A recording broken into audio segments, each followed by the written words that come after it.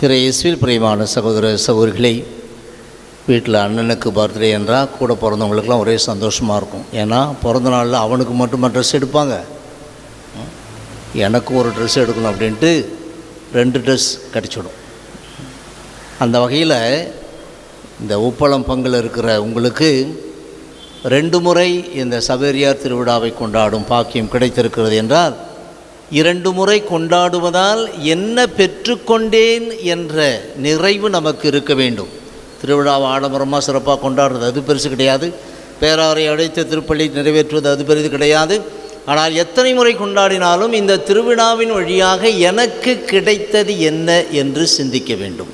அப்படி எதுவும் கிடைக்கவில்லை என்றால் எத்தனை திருவிழா கொண்டாடினாலும், எத்தனை திருப்பலிகள் கொண்டாடினாலும், அது பேராயரோ அல்லது பாப்பாண்டவரையோ அழைத்து கொண்டாடினாலும் பிரயோஜனம் இல்லாமல் போய்விடும். சிலுவை அடையாளம் போடுவோம் பாப்பமா, எல்லாரும் தயவுசெய்து சிலுவை அடையாளம் போடுங்க.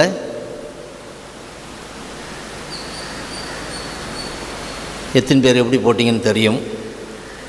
சோம்பேறி சிலுவை அடையாளம் இருக்குது. சோம்பேறி சிலுவை அடையாளம். இந்த சரியான சிலுவை அடையாளம் தந்தை மகன் தூய ஆவியின் பெயராலே, இது ஒழுங்காக போடுற சிலுவை அடையாளம். சோம்பேறி சிலுவை அடையாளம் இருக்குது. அது எதுனாக்கா சோம்பேறி. தந்தை மகன் தூய ஆவியின் பெயராலே, தந்தை மகன் தூய ஆவி. நான் தனியாக போடுறது கஷ்டம், அதனால் சோம்பேறி சிலுவை வைப்பேன். ஏன்னா நீங்கள் போட்ட சிலுவை அடையாளம் அது. இது ஒரு சிலுவை அடையாளம். இன்னொரு சிலுவை அடையாளம் இருக்கா? இன்னொரு சிலுவை அடையாளம் இருக்கா? இருக்கா இல்லையா?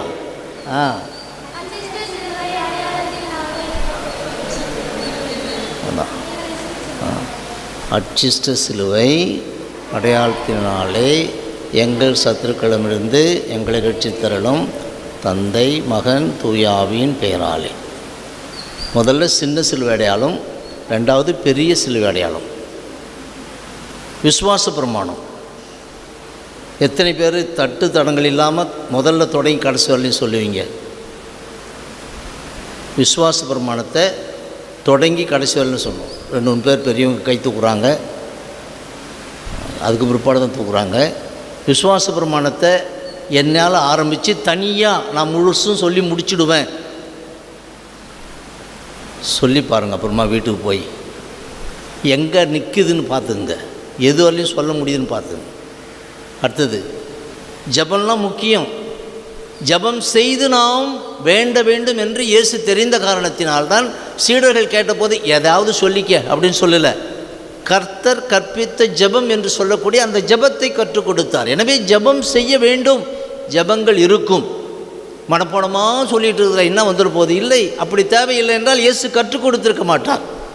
அந்த கர்த்தர் கற்பித்த ஜபத்தை தனியாக அப்படியே சொல்லி பாருங்கள், யாரெல்லாம் சொல்ல முடியுது.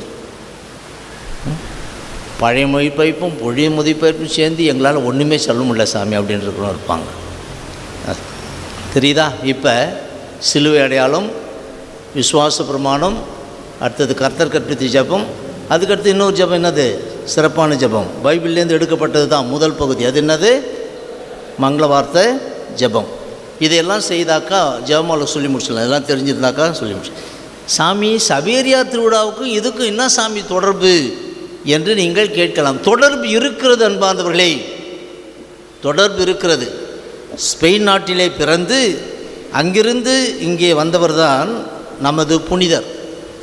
இவர் இங்கே வந்து இந்தியாவிலே பணியாற்றிய நேரத்தில் அவர் தன்னுடைய அந்த ஆன்மீக குருவுக்கு எழுதுவார். இக்னேஷியஸ், செயின்ட் இக்னேஷியன் என்பவருக்கு அவர் கடிதம் எழுதுவார். இப்படித்தான் அவர் எழுதுவார். there is no one to offer mass for them. இந்த மக்களுக்கு திருப்பலி நிறைவேற்றுவதற்கு குருக்கள் இல்லை. no one to teach them the creed, our father, the Hail Mary, 10 commandments.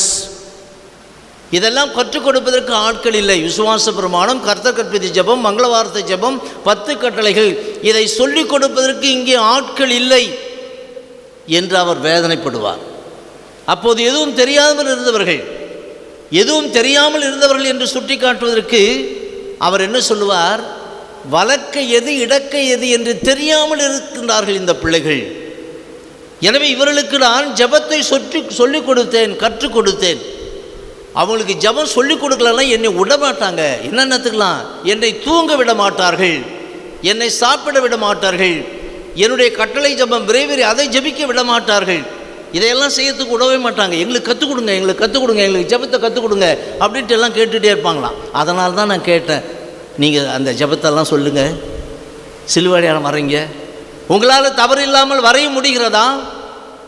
சிக்கல் இல்லாமல் முழுவதுமாக சொல்ல முடிகிறதா என்று எண்ணி பாருங்கள்.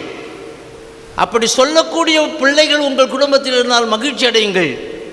அப்படி சொல்லக்கூடிய பெற்றோர் இல்லை, பெரியவர்கள் இல்லை, எனவே பிள்ளைகளும் இல்லை என்று இருந்தால் அந்த நபர்களை பார்த்து, அந்த குடும்பத்தை பார்த்து, இன்று நமது பாதுகாவலரான புனித சவேரியார் இதைத்தான் கேட்பார், இந்த ஜெபத்தை நான் எவ்வளோ கஷ்டப்பட்டு கற்றுக் கொடுத்தேன் தெரியுமா? இந்தியாவிற்கு நான் விசுவாசத்தை கொண்டு வந்தபோது என்னை எப்படியெல்லாம் நெருக்கடி கொடுத்து இந்த ஜெபத்தை கற்றுக் கொடுங்கள், கற்றுக் கொடுத்தால் தான் உங்களை விடுவோம் என்று எங்களை தொந்தரவு செய்தார்கள் என்று அவர் சொல்லுவார். அப்படியெல்லாம் இருக்கும்போது அந்த முக்கியமான அடிப்படை இல்லாமல் நாம் வேறு எது செய்தாலும், அதனால தான் எத்தனை பேர் பாப்பானவர் கூட்டின்னு வந்து, பேராரை கூட்டின்னு வந்து, விஜியை கூட்டின்னு வந்து, விஎஃப்ஐ கூட்டின்னு வந்து, மேட்ராசனத்தில் இருக்கிற பெரிய சாமியாரை கூட்டின்னு வந்து, யாரை கூப்பிட்டு வந்து திருப்பலி நிறைவேற்றினாலும் அடிப்படையாக சவேரியார் இந்த கேள்வியை தான் கேட்பார், உனக்கு அடிப்படை ஜெபங்கள் தெரியுமா? உன் குடும்பத்தில் இருக்கிறவர்களுக்கு அடிப்படை ஜெபங்கள் தெரியுமா? அப்போதெல்லாம் தொடர்ந்து இருந்தது என்றால் குடும்பத்திலே குடும்ப ஜெபம் இருந்தது, எல்லோரும் அமர்ந்து ஜெபித்தார்கள். இன்று குடும்பத்தில் ஒன்றாக சேர்க்க விடாமல் அவர்களை தடுத்து நிறுத்துவது எது? செல்போன். எனவே ஜெபம் தெரியாது, ஜெபிக்கவும் தெரியாது. எனவே தான் கடவுளோடு இணைப்பு இல்லாத நிலையிலே நாம் அருட்கொடைகளை பெறாமல் போய்விடுகின்றோம் என்பார்களே. எனவே இந்த நாளில் 2 முறை சவேரியார் திருவிழாவை கொண்டாடும் அந்த நேரத்தில் எத்தனை முறை கொண்டாடினாலும் இந்த கேள்வியை நாம் கேட்டுக்கொள்வோம், எனக்கு தெரிய வேண்டிய ஜெபங்கள் எல்லாம் எனக்கு தெரியுமா தெரியாதா? மனசாட்சியை தொட்டு நாம் சொல்ல வேண்டும். நைட்டில் அப்படியே ஜெபமாலை எடுத்த சாமி, காலையில் பார்த்தா ஜெபமாலை எங்கே கிடக்குன்னே தெரியாமல் இருந்தது சாமி. இப்படிக்கெல்லாம் நாம் ஜெபமாலையை ஜெபத்தை அரைகுறையாக சொல்லி நாம் ஆண்டவரோடு இணையாமல் இருந்து விடுகின்றோம். இன்றைய வாசகங்கள் எல்லாம் அருமையான வாசகங்கள். 2வது வாசகம் என்ற திருவிழாக்குரிய வாசகத்திலிருந்து எடுத்தேன். அங்கே அவர் சொல்லுகின்றார், யாருக்காவது எல்லாரையும் மீட்ப நான் எல்லாருக்கும் எல்லாம் ஆனேன், ஒரு சிலரையாவது நான் மீட்க வேண்டும், அவர்களை இயேசுவிடம் கொண்டு வர வேண்டும். அதற்காக நான் எதை பற்றியும் கவலைப்படவில்லை. என் மீது சுமத்தப்பட்ட கடமையாக இருந்தாலும் கூட நான் அறிவித்துக் கொண்டே இருந்தேன் என்றால் கொண்டு வர வேண்டும், அவர்களை கிறிஸ்துவிடம் கொண்டு வர வேண்டும், அவர்களை கடவுளிடம் கொண்டு வர வேண்டும். இன்று எனக்கும் அதே ஆசைத்தார்.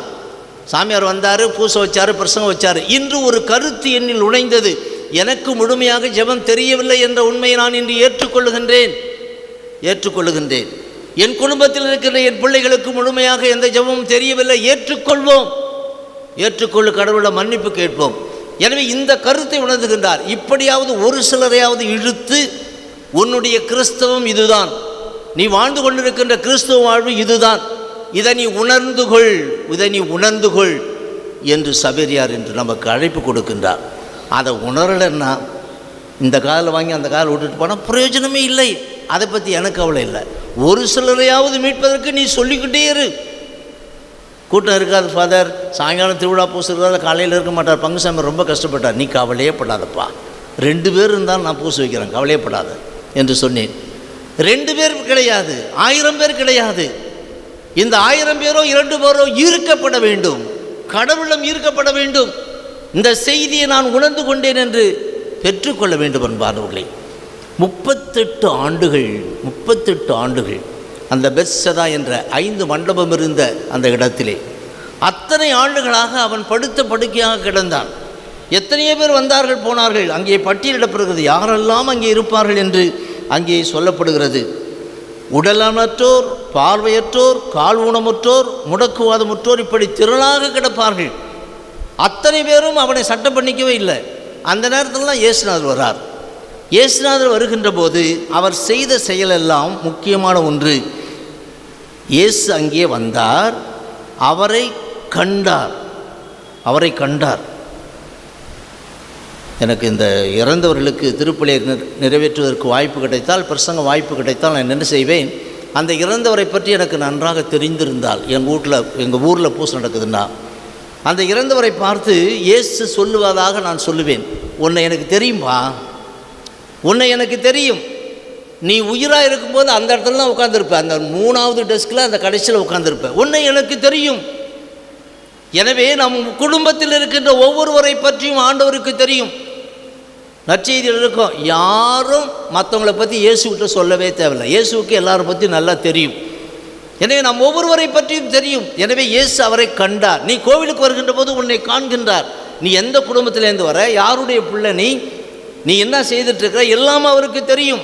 அவரை கண்டு என்ன செய்கிறார்? அர்த்தம் உள்ளது, அவர் அந்நிலையில் இருந்ததை அறிந்து கொள்கின்றார். இப்போ நான் வந்திருக்கிறோன்னாக்கா நம்ம ஒருத்தவங்களை பற்றி அவருக்கு தெரியும். நம்முடைய பொருளாதார நிலை தெரியும், நமது ஆரோக்கிய நிலை தெரியும், நம் வீட்டில் இருக்கின்ற பிள்ளைகளுடைய ஆன்மீக நிலை தெரியும். இதுவெல்லாம் அவருக்கு தெரியும். எனவே கடவுளை ஏமாத்தலாம் நினச்சிக்காத. கோவிலுக்கு வந்தினாக்கா வந்த உடனே, ஓ இவர் வந்திருக்கார், உப்பளத்தில் இந்த தெருவிலேருந்து இந்த வீட்டிலேருந்து இவர் வந்திருக்கிறார், உன்னை எனக்கு தெரியும்பா சொல்லுவார். அவரை அறிந்த காரணத்தினால்தான் யாரும் சொல்லவும் இல்லை, இவரும் போய் கேட்கல, எத்தனை வருஷமாக நீ இருக்கிற அப்படின்ட்டு. உடனே என்ன செய்ய, நலம் பெற விரும்புகிறாயா? அவர் உடனே காரணம் சொல்கிறார். நலம் பெறணும் என்ன செய்யணும்? அதை கலைக்கி விடும்போது உள்ளே நுழையணும், உள்ளே இறங்கணும், அப்போ தான் கிடைக்கும். ஏசுரா என்ன சொல்கிறாரு? உன் படிக்க தூக்கிட்டு போப்பா. என்ன அர்த்தம்? அதில் இறங்குறதுனால்தான் குணம் கிடைக்கும் என்று எண்ணாதே, அதைவிட குணமளிக்கும் ஊற்று நான். எண்ணில் மூழ்கினால் உனக்கு குணம் கிடைத்து விடும். எண்ணில் மூழ்கினார். எங்கே ஆண்டவர் இயேசு கிறிஸ்து இப்போது என்ன செய்கின்றார்? எண்ணில் மூழ்குவதற்கு நீ தயங்கலாம். அதனால தான் நான் என்ன செய்கிறேன், நான் உன்னில் மூழ்குகிறேன். எப்படி நற்கனை வாங்குவது? திவ்ய நற்கனை வாங்குகின்ற போது அவர் முழுமையாக என்னுள் வந்து விடுகின்றார். எனவே நான் அவரில் மூழ்க வேண்டும் என்ற என்னுடைய செயலும் இல்லை என்றாலும் பரவாயில்லை. அவர் என்ன செய்கிறார்? அவரே வந்து என்னுள் மூழ்குகின்றார். நாம் செய்ய வேண்டியதெல்லாம் நல்ல பாவ சிங்கத்தனம் செய்து தகுதியான ஆன்மீகத்தோடு நற்கருணை வாங்குவது. எனவே அவர் நம்மில் வந்து விட்டால் எல்லாம் சிறப்பாக நடந்துவிடும் என்பார்தோடு. இது கிடைச்ச உடனே அவன் படிக்க தூக்கிட்டு போகிறான். யூதர்கள் கேள்வி கேட்குறாங்க, யாருன்னு தெரியல, போயிட்டார். இயேசு அடுத்தது எங்கே காண்கின்றார்? இந்த செயல் அருமையான ஒன்று. கிறிஸ்தவ குடும்பத்தில் இருக்கின்ற அத்தனை பேரும் இதை செய்ய வேண்டும். குணம் கொடுத்தார். அடுத்தது இயேசு அவனை எங்கே காண்கின்றார்? கோவிலில் கண்டு. இது வேணும் அது வேணும்னு கேட்கறதுக்கு மட்டும் வரக்கூடாது, கிடைச்ச பிற்பாடு ஓடிடக்கூடாது. கிடைத்த பிறகு கோவிலில் கண்டு, கோவிலிலே சென்று அவன் நன்றி கூறுகின்றார். எனவே என்பார்படி நமது குடும்பத்தில் கோவிலில் வந்து, கோவிலில் கண்டு. கோவிலுக்கு வெளியில், கோவில் இருக்கிற தெருவில் கண்டு இல்லை, கோவிலுக்கு வெளியில் கண்டு இல்லை, கோவிலில் கண்டு, இன்சைட் த சர்ச். எனவே தான் கோவிலுக்கு வந்தால் உள்ளே இருக்கணுங்கிறது. கண்டு அவர்கிட்ட நல்லாயிட்ட, இதுக்கு மேலும் கேடு வரணுன்னாக்கா பாவம் செய்யாதவர்.